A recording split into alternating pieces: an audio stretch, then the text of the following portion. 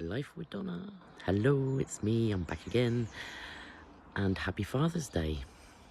So, I thought today would be most apt to talk about my daddy. Actually, I'm very lucky, I've had two wonderful dads in my life. My dad Martin, who passed away in 2008, and Daddy David, who I live with and is a wonderful man and puts up with a lot of shit from us women in this house, and is a complete rock star, still the king of darkness at 70 plus, 73. Am I allowed to say that? I don't know, Dave, am I? So happy Father's Day to David. I love him dearly, and but I thought I would take some time to talk about Martin Baker, the one and only. So I know I'm very like my dad. People are always saying it to me now still, don't have to remind me of your father, and that's the best compliment I can have, because I know I was a daddy's girl, and it just was brilliant. He was the life and soul of the party, and he was always happy and taught me all my bad habits. Apart from smoking, never smoked, wasn't a drinker. He would, a bit like myself, he would not drink, but when he'd go out, I know particularly with the rugby lot, he might on occasion go a little bit too far, and would be quite entertaining. The only time I ever saw him really drunk was when we went to Lou for, it was the very first time the Sun newspaper did their holidays, 99p holidays, I think it was, something like that. And we went to Lou for a long weekend, and he was with Di. Him and Mum had split up, and he was with Di, who he was with for a long time. And me, Tammy, him and Di went to Lou in the caravan park, and I think it was the Saturday night we were there, and he got drunk, and he woke up in the night and needed a wee, and Di woke up to him talking to the mirror, full-length mirror. Excuse me, mate, can you tell me where the bathroom is? Mate, come on, I really need the wee. Where's the toilet? Which I found quite entertaining. The next day, that weekend was brilliant. We ended up actually staying the whole week because the holiday park decided to put on an extra deal if you wanted to stay from the Monday to the Thursday after your weekend, that you could stay for another tenner or something. So we drove home on the Monday for Dad to cash the family allowance so that we could go back and stay for the week. And it was really hot. We went down to the beach. It was brilliant. And on the last night, I think they were down to their last pennies, and they let me and Tammy go to the restaurant for a roast dinner, because we've been living on like beans on toast and sandwiches all week. But it didn't matter. That was lovely. So what else can I tell you about Martin? He obviously loved his rugby, very passionate about Buckfordsley Ramblers, took great pride in the fact that he was instrumental in getting the club up and running again. It's now, been running. I know it's struggled the last couple of years, but Buckfordsley Ramblers was him. He had been known to be sent off from the sideline for abusing the ref, often offering him his glasses and stuff. Never heard my dad swear. until I was outside the changing rooms at the rugby club once. Oh my God, potty mouth. He was effing and jeffing like I know what. I couldn't believe it. I thought he genuinely never swore. Very respectful, old-fashioned manners. A complete ladies' man. I've got to realise this more as I've got older, that he was a complete ladies' man. I remember Mum telling me about one Christmas, I don't know, I was 8 or 9, I got a puppet of a Rod Hull emu from Rod Hull and Emu. And apparently he used to take this puppet out so that he could use it as an excuse to be chatting up the women with this puppet. When he always had a black, like a briefcase bag from whenever, always down beside his chair with goodies in, usually blue ribboned or caramel biscuits, oh yeah, and the salt and shake crisp. Yes, this is definitely where I get all my bad habits. That was his little goodie bag. And wrestling. When he was on a Saturday afternoon, we used to watch wrestling. Big Daddy, Giant Haystacks. And then sometimes he would come in, he was Big Daddy, and he would have his shirt off and he'd belly out. And we used to run up to his belly so he could bounce us off. And then he'd have us and wrestle out, and it'd be Chinese burns and toe to heel and all this till we surrendered. It was, oh my God, absolute brilliant memories. And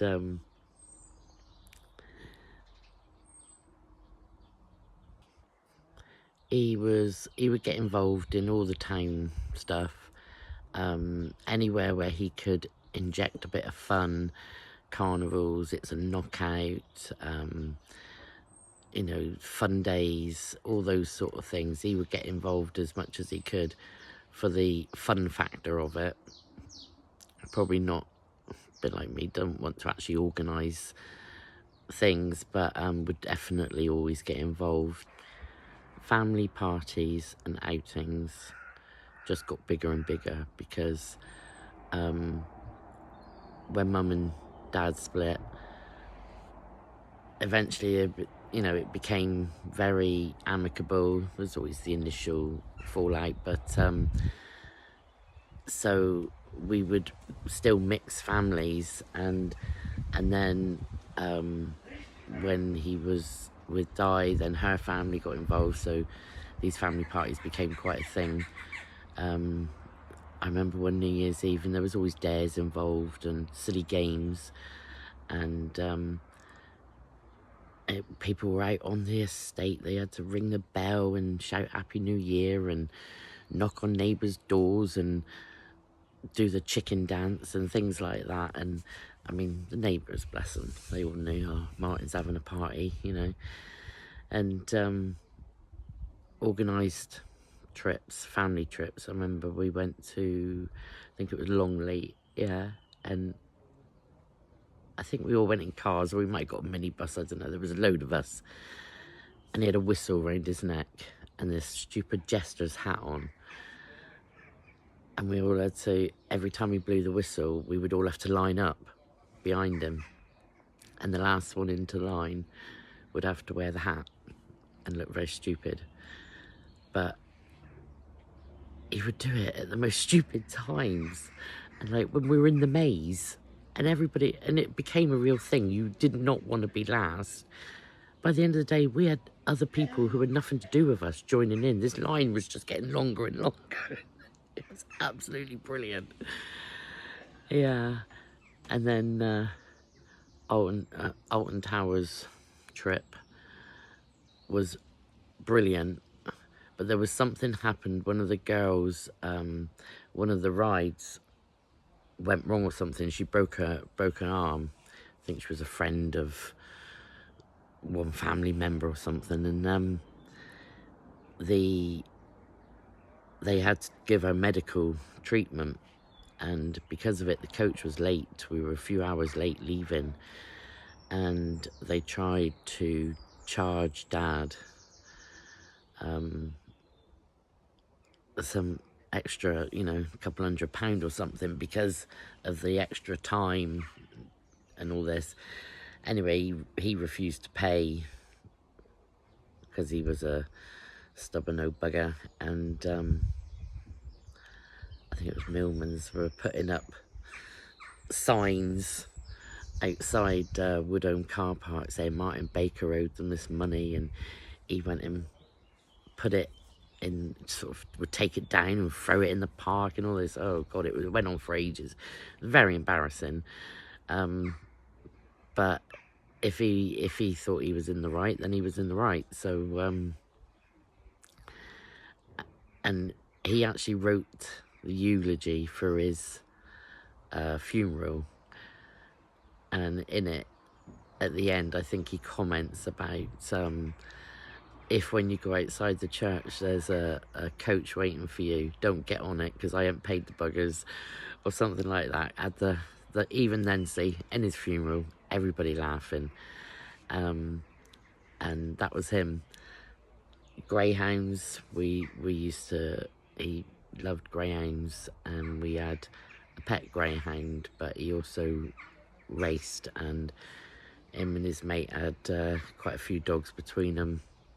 And we go Newton Abbot and Exeter greyhound racing, and just such good memories.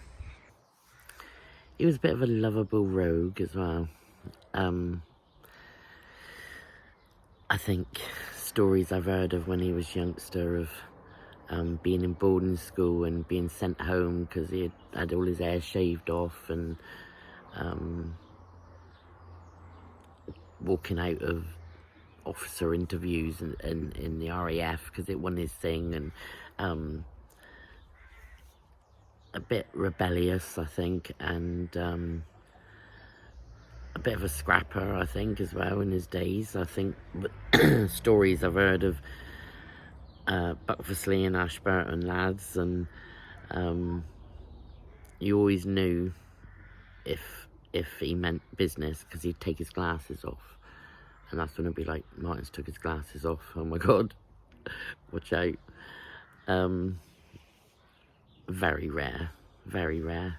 He just didn't really get angry, and which is silly because, like, I can remember as a kid, he was working for the police, and you know, Mum would be playing Mum up, and all she had to do was say, if you carry on, I'll be ringing your father, and if I've got to ring him at work, God help you. That was usually enough. Sometimes it would go as much as that she would ring him, and if we had to get on the phone and he was on, we knew we were in trouble. But I can't really remember him ever raising his voice or really shouting at us, which is strange because there was definitely that instilled fear or respect or whatever it would be that he was the disciplinarian. But I think far from it. And the memory, you know, as much as most of my memories of Dad are very jovial, playful, fun, the more tender moments are when he would definitely be the behind the curtains Dad, because you know, even through his 5-year battle with cancer, not a lot of people knew because his public face was very, you know, everything's great, and yes, once word got out that he had cancer, and you know, he would be certain things where it was obvious, and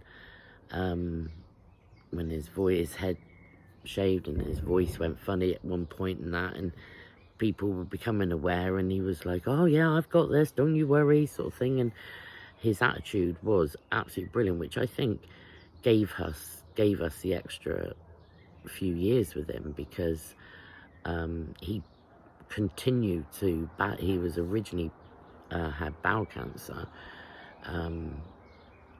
and I remember the day when he was, we were told, and it was a real fear of his, because his dad had died of cancer, and so it was a very upsetting time. But his attitude was he was going to beat it, because that was his positive thinking, and he did. And then, but it had moved. He went to his liver and his lung and his chest, and then eventually his brain. And when it went to his brain, that was dark times, because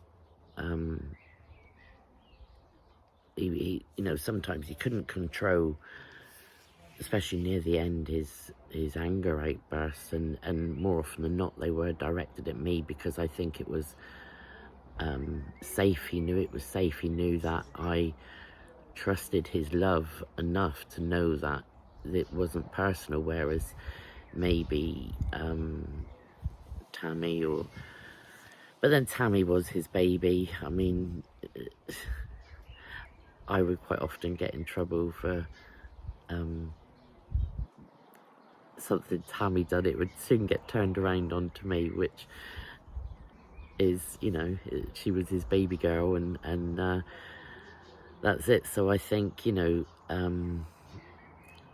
when we, in the last days of his cancer and giving him that care, I think it was only 10 days before he died, we went, or a couple of weeks before, we went to Minehead, Butlins,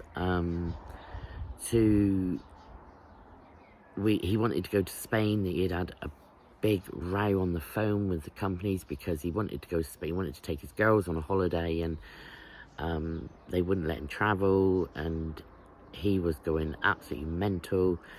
I'm trying to calm him down, and then he shouts at me, and we ended up going to Butlins anyway. And then when we got there, there was the remote of the telly wasn't working. It was horrible. He shouted, and I remember going into the reception at Butlins. At this point, I was obviously at my breaking point, and I said, I need a remote control for the TV in the room, and he was like, wasn't very helpful to start with. And I just broke down at the desk at reception and cried out, saying, "Oh, Dad's dying, and you can't even give me a remote control." It was nothing to do with the remote control. I had obviously just got to that point, and it just so happened to come out at the Butlins reception. But it was lovely time. He did come to the clubhouse to watch Chico with us, bless him, and it was, I know he was struggling, but I knew he was trying to make memories to the very last minute, and which he did, absolutely. And we were very fortunate to be with him right to the very end, by his side, and me and Tammy were with him from every step of the way, and I know that he died with no doubt of how much we loved him and how much he loved us, and that's all you could want, I think, from your life, is to know when you go that that's the feeling, that's the way it should be. And I think that's a big part of me. I don't stress the little things, because they are little things. There's much more important stuff to worry about, and he lived like that. Now, it's not always the best thing, because he lived for today and bugger tomorrow, and I think times when I saw him struggle a lot was usually due to finances, because he couldn't save a penny. He was a spendthrift, all for the most lovely reasons, of making life as happy, but he didn't have the money half the time to do what he wanted, so he would, you know, borrow from Peter to play Paul, and eventually they would catch up, and those times were a struggle. And this is something quite evident at the moment about men's mental health is, you know, I think of people like Robin Williams, and that, you know, some people, you got to think. I think back, you know, Dad, I can remember him having like a nervous breakdown. I think it was when him and Di split up and things all just got on top of him, and I found him on the floor in the bathroom. He thought he was dying. I think he was having a panic attack, and he was a mess, and he was crying, and you know, I think if I told people that, they would probably be quite surprised to hear that. So this is a man who you would never imagine would feel like that, and I saw it very rawly at times, and it's certainly not something I thought I would be talking about here, but I think it's something that is very relevant for today, being Father's Day, Men's Mental Health Awareness Month. How I think it's very hard for men of a certain age. I think the youngsters coming up have got it sussed, and they talk quite openly about feelings and struggles and things, where the older generation in this very fastly changing world are really struggling at times to recognize that, you know, certain feelings, and to be open and talk about it the way women do, because, you know, it's just something that they weren't brought up to do. And I'm glad to see that it's changing, because it's important to talk about the certain things, you know, and women just do it quite naturally with their friends and things, and it's not something that men used to do. Certainly doing it more now, but it's not something they used to do. So I do feel very much for them. So chaps, talk. If you're struggling, just talk. Talk with a mate. Talk with, I don't know. There's things out there, and talk to a camera like me if you want. This isn't where I thought this video was going. Oh gosh, I can imagine my dad now. Donna, it's Father's Day. It's supposed to be about me, and you ended up talking about men's mental health. What the hell? Oh gosh. Those of you that knew my dad know, I know he wasn't perfect, but to me he was absolutely perfect. And I consider myself a very, very lucky girl to have had such a wonderful man as my father, and that's how I would like this video to end. That's God bless you, Daddy, and I love you very much. Happy Father's Day. Happy Father's Day to David, and to all you daddies out there. Peace and love.